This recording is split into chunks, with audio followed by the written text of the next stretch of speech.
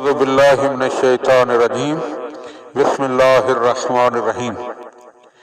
حضرت امام زمانہ علیہ السلام کی بارگاہ میں سن 308 ہجری میں عریضے میں پوچھے گئے سوالوں میں سے اگلا سوال یہ ہے کہ اہل جنت کے بارے میں کہ جب وہ جنت میں داخل ہوں گے تو کیا وہاں پر توالد و تناسل ہوگا، یعنی جس طرح انسان کی دنیا میں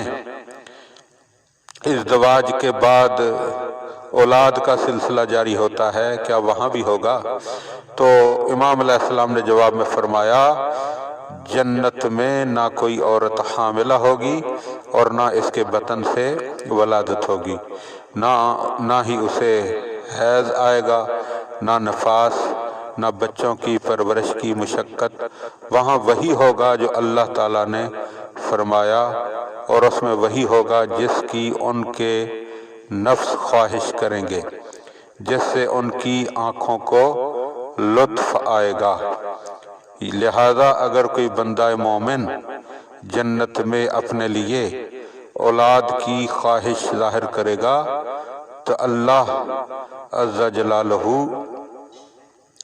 اس کے لیے بغیر محل و بغیر حمل و بغیر وضع حمل کے لڑکا پیدا کر دے گا، جس طرح اس نے آدم علیہ السلام کو پیدا کیا۔ اللہم صلی علی محمد